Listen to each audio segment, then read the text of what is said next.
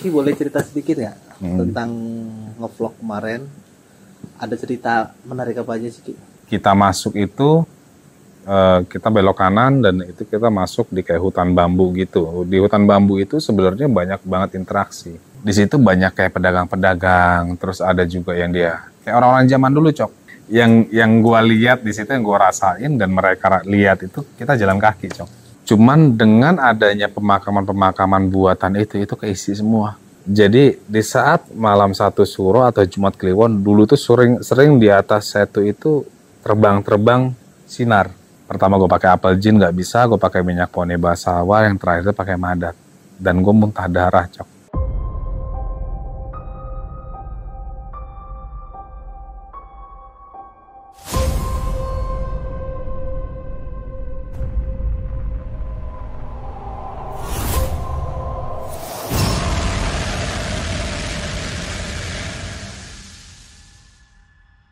Assalamualaikum warahmatullahi wabarakatuh. Salam rahayu buat sahabat Jejak Gentala. Jadi kita membahas tentang explore kemarin ya, waktu kita berada di danau, di Setu, terus sama yang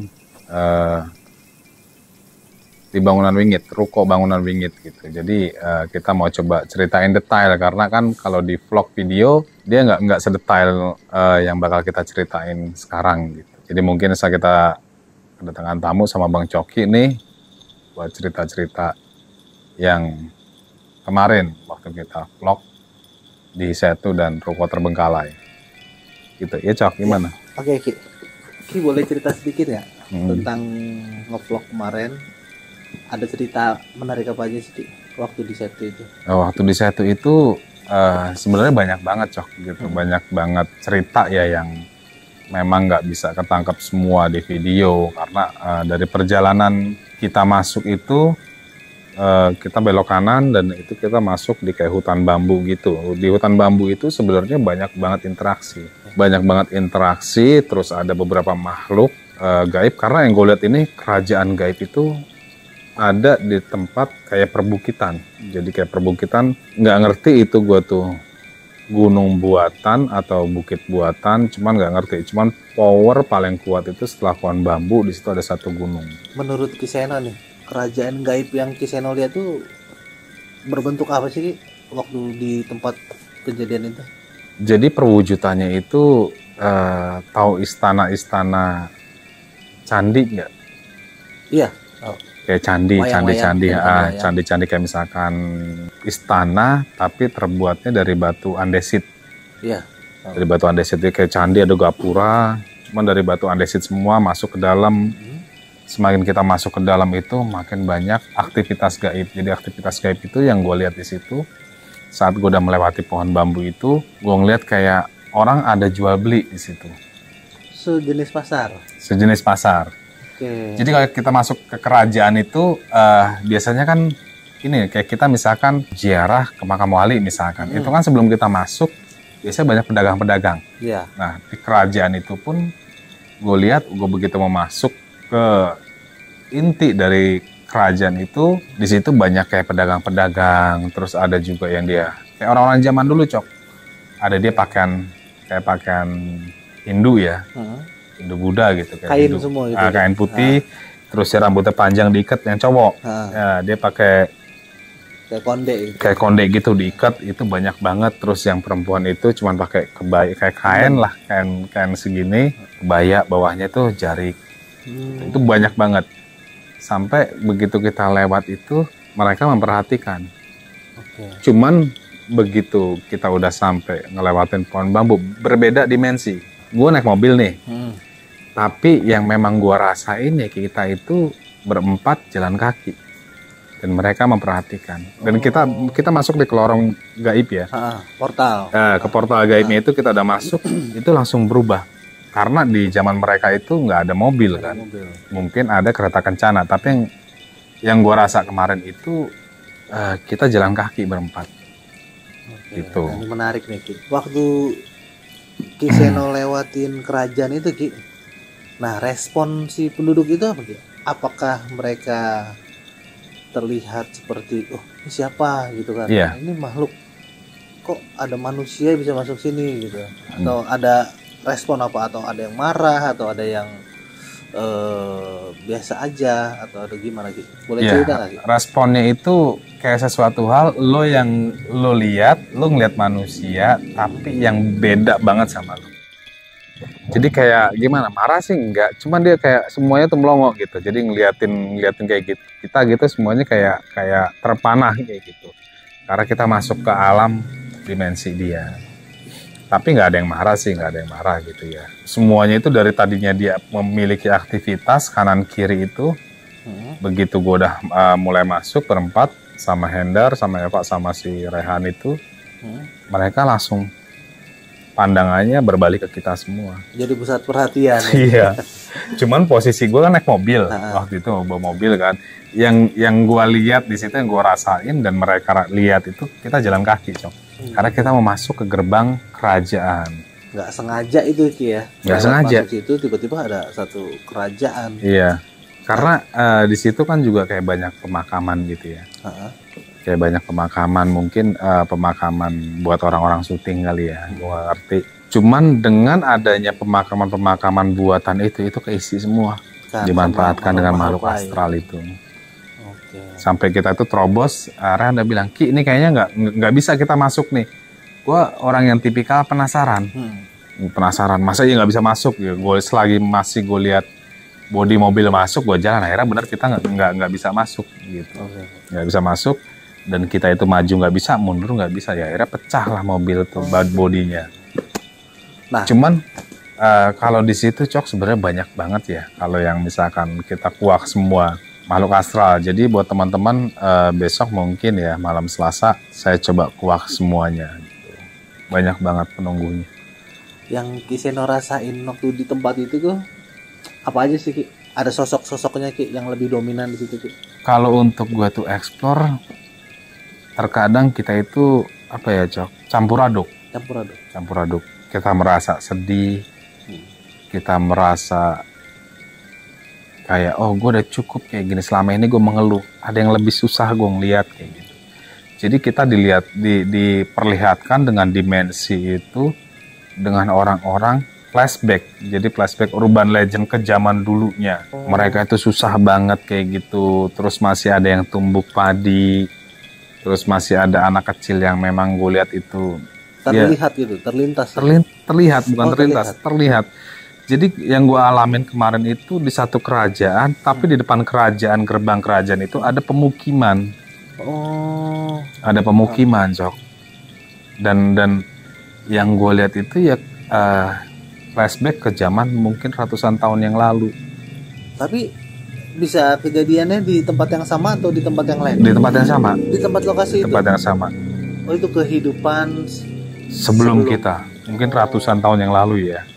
Jadi dia ngebuka dimensi bahwa dulu tuh begini loh, di sini begini loh, ini ada ini. Terus yang gue lihat itu di situ ada satu hutan, terus ada juga jadi kayak gue tuh kayak berjalan di dimensi lain lah di situ. Jadi gue flashback ke belakangnya itu.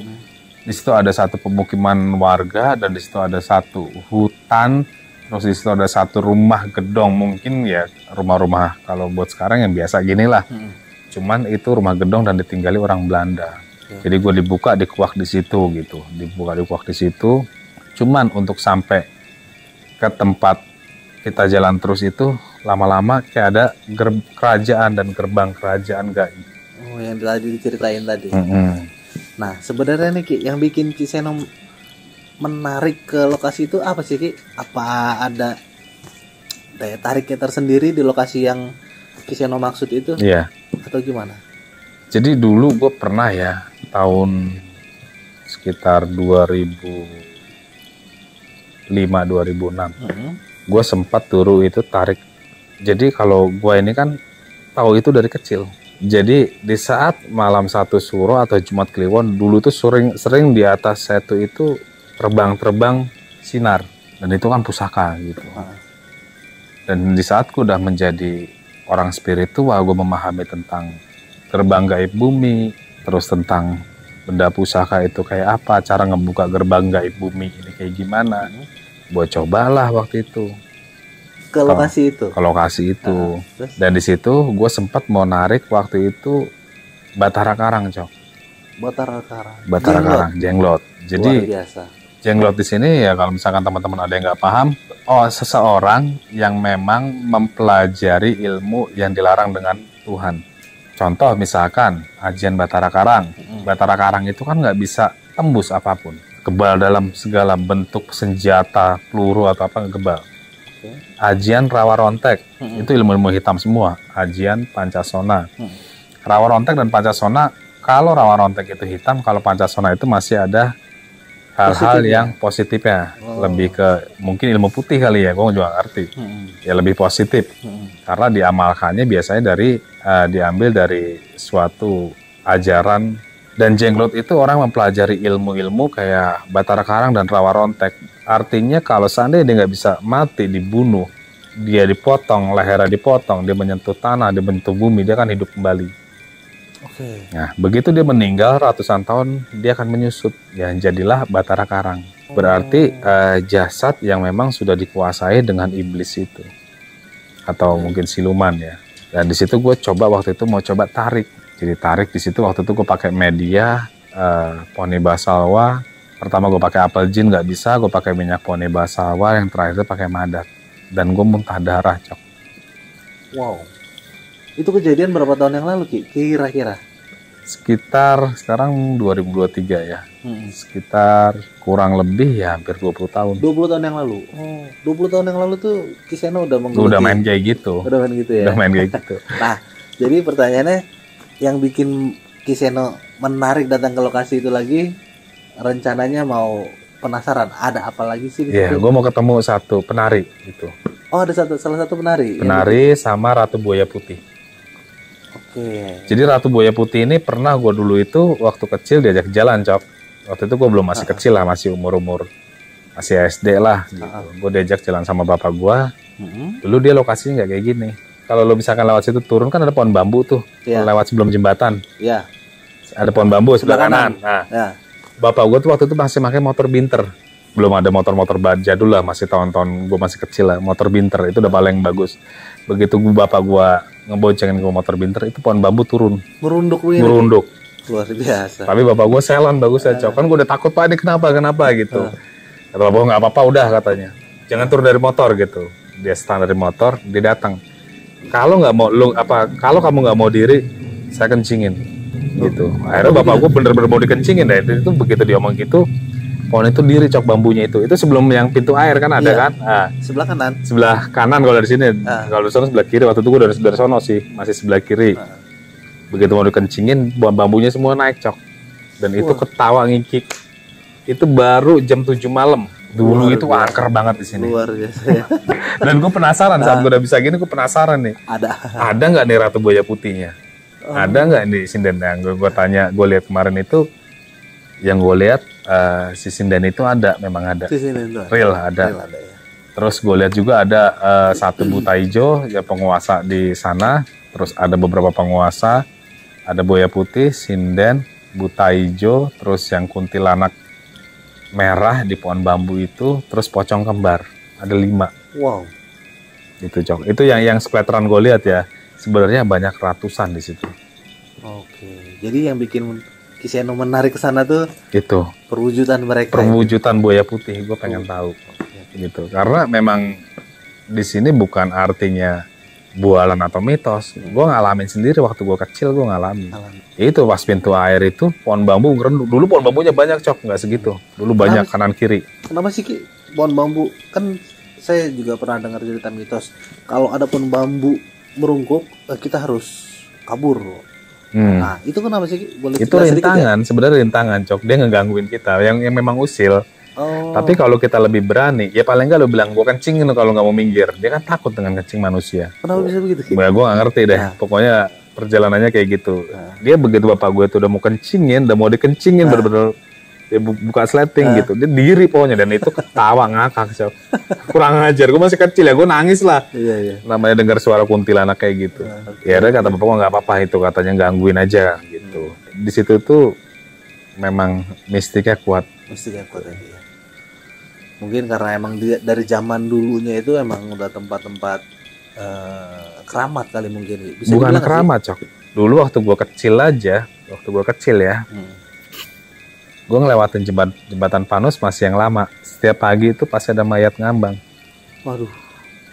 Luar Gitu. biasa. Masih banyak mayat ngambang, jadi dibuang di kali gitu. Dan itu gue Korban-korban ngalamin. pembunuhan deh. Iya, pembunuhan. Dan Depok itu dulu itu di sini masih hutan ya, sekarang aja mungkin udah jadi kota ya, tapi dulunya itu memang hutan. Jadi kalau wingit di situ ya memang udah nggak kaget. Cuman yang menjadi masalah gitu, Cok. Ya. Banyak orang ya, pasien gue datang Kenapa, Ki? lebih dulu mana jin ketimbang manusia. Nah, itu dia pertanyaan. Yang menjadi ya kita kan dulunya hutan. Terus kita buat rumah. Terus atau ada setan, ada jin. Dia ngusir jinnya. Jin duluan dong. Iya, jin duluan. Yang kan? paling duluan ada di bumi ini. Iya. Ya, sifat manusia itu egois. Jadi merasa gue punya rumah. Ini ada kemasukan jin. Padahal enggak. Sebelum ada rumah itu memang itu udah ada jinnya. Udah tempatnya. Udah tempatnya. Nah, lokasi ini kurang lebihnya itu kayak begitu, Ki. Mereka udah ada lebih dulu di situ. Ya. Jadi gini, jadi kalau misalkan menurut gue sih, kita kalau seandainya mau menyingkirkan gaib, buatkan dia rumah. Sebelum disingkirkan. Sebelum disingkirkan. Jadi gue beberapa kali gue nanganin sampai ada kuntilanak itu ya, kuntilanak dia ngeganggunya benar-benar wujud. Jadi dia ngejatuhin panci, dia terkadang geser kipas, geser bangku, geser meja, kayak gitu. Di saat gue mau singkirin dia nggak mau dan gue mau hancurkan dia nangis, Cok, sama gue. Saya mau dibuang kemana lagi? Saya mau dibuang kemana lagi? Saya mau diusir kemana lagi? Kalian itu bangsa manusia lebih keji daripada bangsa jin. Terus gue tanya, makhluk itu bilang si makhluk itu begitu sambil nangis. Karena kan mau gue hancurkan tadinya kan. Terus gue tanya, kenapa? Kenapa gitu? Iya. Dari rumah misalkan rumah di sini digeser ke rumah sebelah, dari rumah sebelah ditempatin digeser ke rumah sebelah. Kita geser-geser terus saya mau dikemanakan lagi. Sedangkan saya lebih dulu di sini ketimbang kalian. Timbang manusia. Oke, luar biasa. Dan itu nangis, Cok, dia, Cok, sama gue. Dan itu pengalaman spiritual gue ya. Jadi gue sekarang kalau gue mau mindahin gaib, gue harus buatkan rumah secara gaib. Jadi artinya kita harus saling menghargai dan menghormati ya, karena mau jin, mau siapapun itu tetap ciptaan Tuhan. Gitu. Luar biasa. Ki, untuk persiapan nih, kan besok mau penelusuran lagi nih, Ki. Ada persiapan khusus kasih untuk ke sana bersama tim? Apa aja sih yang biasanya disiapin?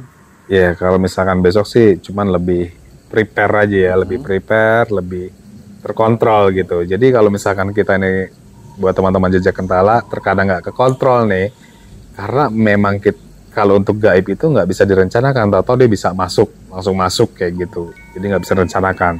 Jadi kalau misalkan besok kita udah mau coba explore, yang sensitif itu ditaruh belakang dulu, Cok. Kalau perlu taruh di bagasi mobil, supaya nggak gerabakan gitu. Oke. Yaudah guys, jadi vlognya cukup sekian. Nanti besok kita coba bikin video lagi di lokasi yang sama. Jangan lupa like, subscribe, and comment. Dan kalau misalkan ada pertanyaan buat teman-teman Jejak Kentala, boleh tulis di kolom komentar. Oke, assalamualaikum warahmatullahi wabarakatuh. Salam Rahayu.